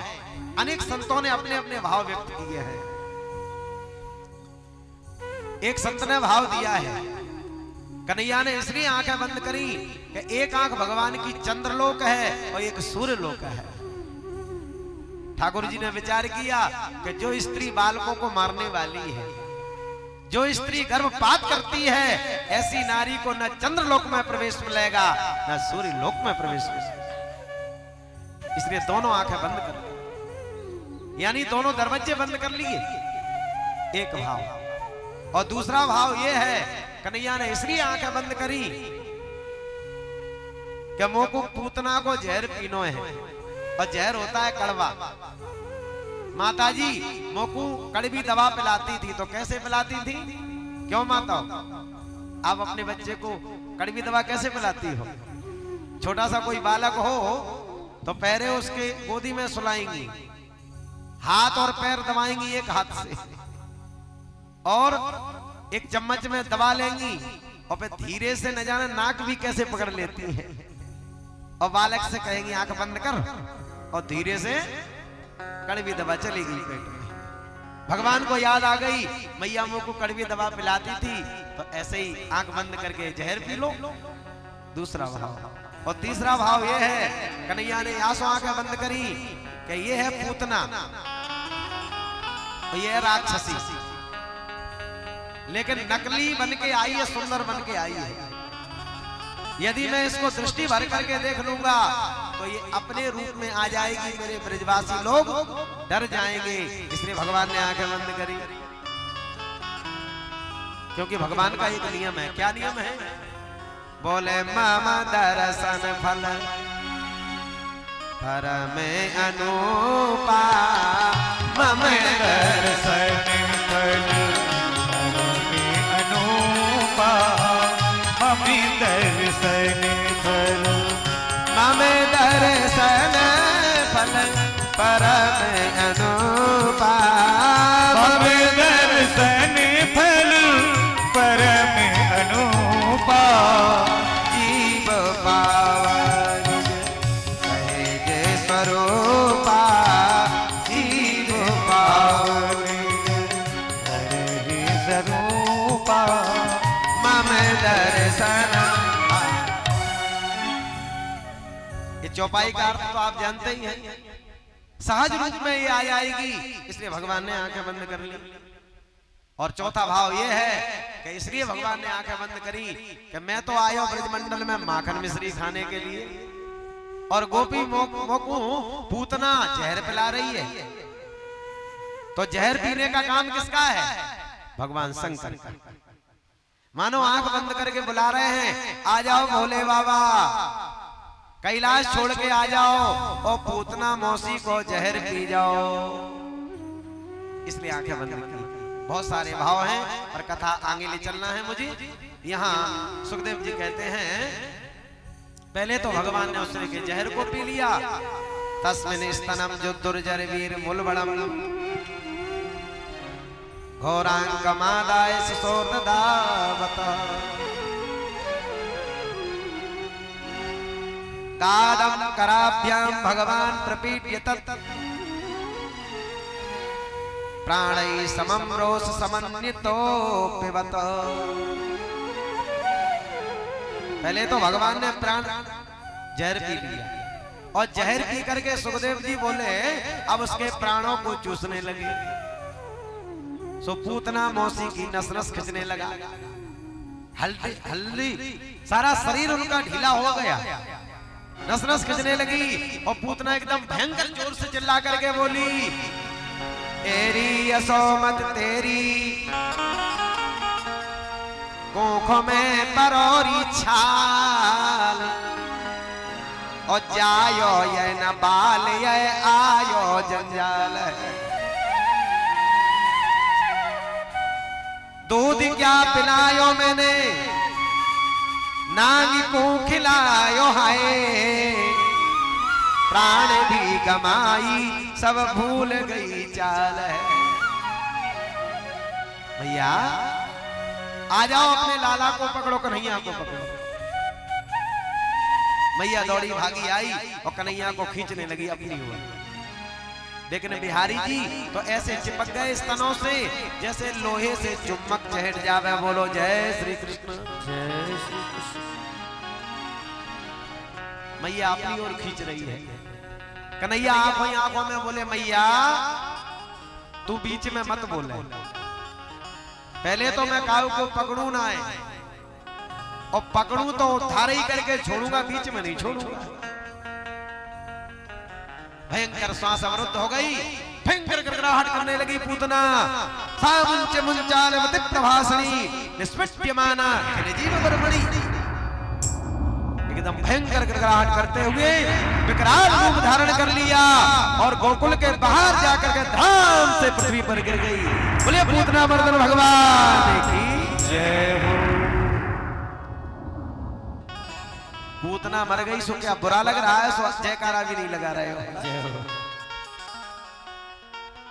एक बात बताएं, पूतना है अविद्या और अविद्या हमारे हृदय में से निकल जाए यही तो हम चाहते हैं।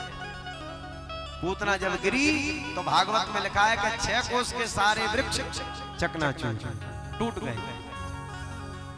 त्रिगभ्युतर द्रुमान, एक गभ्युतर होता है 2 कोस का, 2 3 6। यहाँ बड़ा धमाका हुआ। मैया यशोदा घबरा गई। कोई मेरे लाला को राक्षसी लेके भाग गई, बचाओ बचाओ। सारे गोकुल में से माताएं निकली और गोकुल के बाहर आई तो क्या देखा क्या बिहारी जी पूतना के शरीर पर खेल रहे हैं। मैया ने उठा करके अपने हृदय से लगा लिया और 1 लाख गायों का संकल्प कर दिया। आज मेरा लाला न जाने कौन के पुण्य प्रताप से बच गया। मैंने आपको कहा कि पुण्य आपत्ति और विपत्ति में ही रक्षा करता है हमारी। यहाँ नंद बाबा कर दे करके लौटे, सारी कहानी उनको बता दी। पूतना के शरीर का अग्नि संस्कार कर दिया, उसमें से सुगंधी निकल रही है पूतना में से। ये पूतना कौन है? राजा बलि की कन्या है रत्नमाला। जब वामन भगवान बलि के दरबार में छलने गए तो इसने देखा कितना सुंदर बालक है। यदि ऐसा बालक मुझे हो जाए तो मैं उसको स्तनपान कराऊंगी। वामन भगवान बोले धैर्य धारण कर, अवसर मिलेगा। लेकिन जब 2 पग में आकाश पाताल को नाप लिया, रत्नमाला घबरा गई। राम राम राम। ऊपर से तो सुंदर है लेकिन हृदय इसका काला है, काला। ऐसे व्यक्ति को तो जहर पिला के मार देना चाहिए। वामन भगवान बोले चिंता न कर, ऐसा ही अवसर मिलेगा। उसको मार दिया वामन। यहाँ मैया यशोदा लाला को लेकर के आई और नजर झाड़ रही है। यशोदा रोहिणी व्याप्ता समं बालस्य सर्वता रक्षां विदधरे सम्यक् गौपुक्ष भ्रमणादिवी। माताओं ध्यान देना, यदि किसी के बालक को नजर लग जाए तो कैसे झाड़ना है। मैया यशोदा ले गई गौशाला और गौमूत्रेण स्नापिता, भगवान के मुख में गौमूत्र डाल दिया, गाय का गोबर लिया और भगवान के श्री अंग पर लगा दिया और गाय की पूंछ से नजर झाड़ रही है और कहा कह रही है, काऊ डांकनी सांकनी की नजर लगी हो तो मेरे लाला की दूर है जाए। ये मंत्र बोल रही है गाय की पूंछ से। ऐसे नजर झाड़ा करो माताओं, ये शिक्षा ले लो। लेकिन माताओं जब बालक को नजर लग जाए तो गौशाला में ले जाइयो जहाँ गाय बंद है, नहीं मालूम चले कि भैंसशाला में लेके पहुंच जाओ। आजकल घर घर में भैंसें बंधी है, गौशाला। और ध्यान देना, गौमूत्र मुख में डालना, गाय के गोबर शरीर में लगाना, पूंछ से नजर झाड़ना। लेकिन ऐसी गाय की पूंछ पकड़ियो जो गाय लात न मारे, नहीं खोपड़ी फूट जाएगी। बोलो जय श्री कृष्ण। जय श्री कृष्ण। फिर कहोगी पंडित जी ने बताया था, सीधी गाय हो। लेकिन माताएं कहती हैं कथा सुनाओ चाहे भागवत पर, हमारे तो दूसरा ही नहीं है मैं नजर झाड़ने का। ये माताएं कैसे नजर झाड़ती हैं, हमने तो देखा है इसलिए बता रहे हैं। किसी बच्चे को नजर लग जाए तो एक मुट्ठी लेंगी सिर के बाल और एक मुट्ठी लेंगी नमक और एक मुट्ठी लेंगी मिर्ची। अच्छा, सिर के बाल भी बड़े कीमती हो गए, अब तो कमाल हो गया। बोलो जय श्री कृष्ण। जय श्री कृष्ण। रोजाना आवाज लगती है 4000 रुपए किलो। अब आ गया वो जमाना कि सिर के बाल भी बेचना पड़ेंगे। तो माताओं ध्यान देना, यदि आप सौभाग्यवती हो चाहे 50,000 किलो रुपए के किलो भी बेचें, लेकिन सिर के बाल कभी नहीं बेचना चाहिए। या सब सोच सकते हैं, अच्छा नहीं है ये। यहाँ एक मुट्ठी नमक मिर्ची सिर के बाल, और ये काम कौन करती है? जो घर में सबसे बुढ़ी होती है वो करती है, वृद्ध माता। बालक के ऊपर ऐसे ऐसे घुमाएगी। अब मंत्र क्या बोलती है ये तो मैंने सुना नहीं है, अब मंत्र का मालूम इनको होगा, लेकिन ओंठ फड़कते हुए देखा है, कुछ ना कुछ बोलती तो है। ऐसे ऐसे घुमाएंगी और कहां फेंकेंगी? जिस चूल्हे पर भोजन बनता है कि पूरा परिवार धांसते धांसते मर जाए। ये नजर झाड़ने की पद्धति है। यहाँ भगवान की नाम से भगवान का झाड़ा लग रहा है। इंद्रियाणी ऋषिकेशः प्राणा नारायणो वतु। भगवान के नाम से 12 नामों के द्वारा भगवान का को नजर को झाड़ा गया। यहाँ भगवान को सुखदेव जी महाराज कहते हैं, एक गाड़ी के पास में पालन रखा था, उसमें सुला दिया। कोई सखी भगवान को मक्खन मिलो रही है, कोई भगवान को पलना सजा रही है। नैनन नींद भर आई हरिहारी जू को, नैनन नींद भर आई बिहारी जू को, नैनन नींद भर आई बिहारी जू को। और बिहारी जू को माखन खवावे, और बिहारी जू को माखन खवावे। कौन खवावे मलाई बिहारी जू को, कौन खवावे मलाई बिहारी जू को। जय हो हरि हरि बोल। ताली बजाते हुए सभी लोग बोले।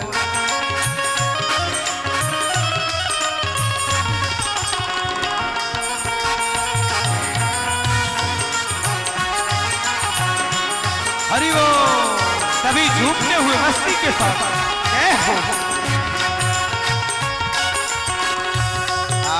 मैया बिहारी जू को माखन खवा, मैया बिहारी जू को माखन खवावे। मैया बिहारी जू को माखन खवावे। मैया बिहारी जू को ललिता खबावे मलाई बिहारी जुको ललिता खबावे मलाई बिहारी जुको। जय हो हरि हरि बोल। सभी तालियों की सेवा करते हुए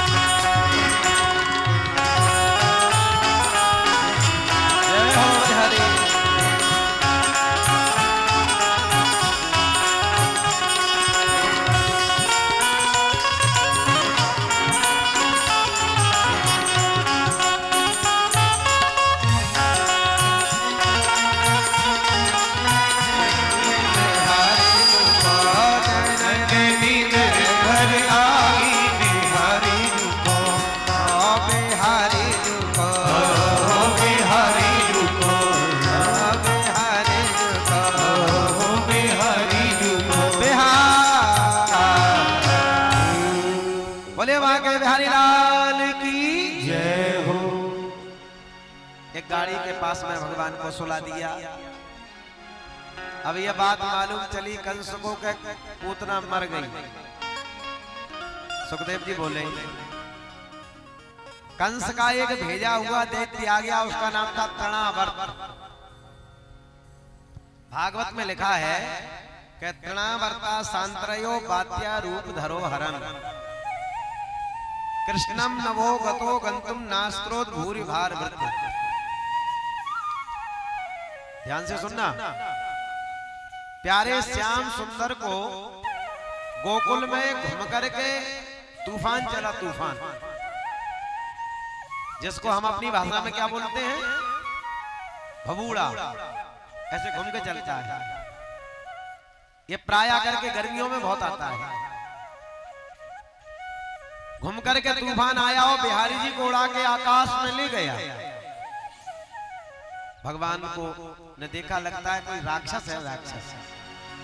भगवान ने उसके गले को पकड़ा, गले को पकड़ा और गले को जोर से दबा दिया तो गड़ल ग्रह निश्चेष्टो दैत्यो निर्गत लोचना, उसकी श्वास अवरुद्ध हो गई, आंखें बाहर निकल आई और धाम से पृथ्वी पर गिर गई। भगवान ने छोटी सी उम्र में तृणावर्त को मार दिया। तृणावर्त, ये तृणावर्त कौन है? पांडु देश का राजा था तृणावर्त। इसका नाम था सहस्राक्ष। एक बार की बात है कि ये नर्मदा के किनारे अपनी पत्नियों के साथ में विहार कर रहा था। उस समय दुर्वासा महात्मा आए, लेकिन इसने महात्मा को देख करके प्रणाम नहीं किया। सज्जनों, आपसे कोई वरिष्ठ व्यक्ति आवे तो उठ के प्रणाम करो, ये मर्यादा है, नियम है। दुर्वासा ऋषि को क्रोध आ गया, राजा होकर के मुझे प्रणाम नहीं किया, श्राप दे दिया। बोले जाओ, अब तुम्हारा कल्याण होने वाला नहीं है। आपने हमारे साथ में इस प्रकार की उत्तीर्णता की हमारा श्राप है कि तुम पृथ्वी मंडल पर जाओ। लेकिन जब ये गिड़गिड़ाने लगा हमसे गलती हो गई तो महात्मा जी प्रसन्न हो गए, कह दिया द्वापर युग में भगवान कृष्ण का अवतार होगा और जब उनका स्पर्श होगा तब तुम्हारा उद्धार हो जाएगा। तो तृणावर्त को भगवान ने यहां मार दिया। ये सहस्त्राक्ष नाम का राजा था पांडु देश का। और व्याकरण की दृष्टि से इसका अर्थ क्या है? तृणवत निखलम विश्वम आवर्त्यति इति तृणावर्तः। व्याकरण कहता है जो सारे संसार को एक क्षण में धूल धूसर कर दे उसको कहते हैं तृणावर्त। भगवान ने तृणावर्त को मार दिया। यहां एक परीक्षक ने पूछा, बोले ये बताओ भगवान का नामकरण कैसे हुआ? नामकरण एक दिन की बात है, मैया यशोदा बोली नंद बाबा से। कहा बोली? अजी महर। नंद बाबा बोले कहा कह रही हो महर? सुनाओ। एक बात बताएं, ब्रज में यदि भाई लोग अपनी पत्नी को बुलावे तो क्या कह के बुलाते हैं? अजी महर, ये शब्द है ब्रज का। और माताओं को यदि अपने पति को बुलाना है तो मालूम है कैसे बुलाती हैं? अजी महर इधर आओ। जैसे हमारे आपकी पत्नी बोलती है, ए पप्पू के पापा इधर आ जाओ, इधर, ऐसे बुलाते हो। पर ब्रज में एक मर्यादा है। अजी महर। नंद जी बोले कहा कह रही है महर? एक बात बताएं, पढ़े लिखे लोगों के यही संकेत होते हैं। एक गांव में एक पटेल साहब रहते थे। पटेल साहब, यहाँ कोई पटेल साहब तो नहीं बैठे, नहीं नाराज हो जाए हैं? नहीं है, कोई बात नहीं। यदि हो तो कोई बात नहीं है। एक गांव में पटेल साहब रहते थे। अब उनका काम था रोजाना माड़ पीते थे। माड़ तो आप जानते ही हैं, लेकिन माड़ पीना कोई गलत बात नहीं है। स्वास्थ्य की दृष्टि से माड़ अच्छा बताते हैं डॉक्टर लोग। अब पटेल साहब रोजाना माड़ पीते थे। अब एक दिन गांव में पंचायत लगी, पंचायत में चले गए। उनकी पत्नी ने माड़ निकाला और अपने नाती से कहा, बेटा दादाजी को बुला के लाओ, माड़ पी लें। अब नाती बड़ा पढ़ा लिखा था, योग्य था। जैसे ही समाज में गया तो देखा वहां वरिष्ठ लोग बैठे, गणमान्य लोग बैठे। अब नाती ने विचार किया, यदि मैं कहूं कि दादाजी माड़ पी लो तो हमारी बदनामी होगी कि पटेल साहब माड़ पीते हैं। अब क्या करें? नाती बड़ा समझदार था। नाती धीरे से बोला, दादाजी प्रणाम। धानपुर से मांडू आया, कटवतिया घाट पर बैठा है, चल करके मिल लो नहीं शीतलपुर को चला जाएगा। अब ये शब्द शैली अन्य लोग तो नहीं समझ पाए, लेकिन पटेल साहब समझ गए ये भाषा। धानपुर से मांडू आया यानी धान में से माड़ निकाल दिया दादी ने। नाती कहता है और कहां रखा है? बोले कटवतिया घाट पर, यानी कठौते में निकाल के रख दिया और शीतलपुर को चला जाएगा, माने ठंडा हो जाएगा। नहीं चल करके मिल लो माने पी लो, नहीं वो शीतलपुर को चला जाएगा। यह है पढ़े लिखे लोगों की शब्दावली, संकेत। यहाँ जैसे ही पटेल साहब ने सुना भैया 10 मिनट के लिए पंचायत कैंसिल, अभी आते हैं, घर में गए, मार पिया, फिर आके बैठ गए। तो माताओं भाइयों, अपने जीवन में ऐसे शुभ संकेत होना चाहिए। दाम्पत्य जीवन में मेरी माता जानकी जी जब वन में गई तो उस समय माताएं पूछ रही हैं जानकी जी से, क्या पूछ रही हैं? बोले राजकुमारी विनय हमें करई, राजकुमारी विनय हम करही, राजकुमारी विनय हमें करई, राजकुमार विनय हम करही। स्वभाव कछु पूछत डरही, तिय स्वभाव कछु पूछत डगही, तिय स्वभाव कछु पूछत डरही। भील पत्नियां बोली राजकुमारी एक प्रार्थना कर रही हैं, थोड़ा हमें डर लग रहा है क्योंकि आप बड़े घराने की बहू राजकुमारी हो, थोड़ा आप हमको ये बताओ कि कोट मनोज लजावन हारे, सुमुख कहो को आई तुम्हारे। हे राजकुमारी बोलिए सामने सलोने आपके कौन है रिश्ते में, पहले ये बताओ, और ये गोरे गोरे कौन है ये पूछा। तो जानकी जी कैसे परिचय दे रही है माताओं, आप भी ध्यान देके सुनो। जानकी जी कहती हैं बोले सहज शोभाए सुभगी तन गोरे, और बोले नाम लखन लघु देवर मोरे। हे माताओं जो गोरे गोरे हैं, जानकी जी कह रही है वो मैंने देवर है, देवर लक्ष्मण नाम है इनका। और कहा बोले ये कौन है सामने सलोने। तो अब माता जी जानकी जी अपने पति का परिचय दे रही है। क्या कहा, जानकी जी कहती हैं बोले बाहर बदन विधु अंचल ढाकी, और पिय तन चिताए भौय कर बाकी। थोड़ी सी माता भ्रकुटी को टेढ़ा कर दिया, यानी भ्रकुटी को टेढ़ा कर दिया, फिर भी भील पत्नी नहीं समझ पाई।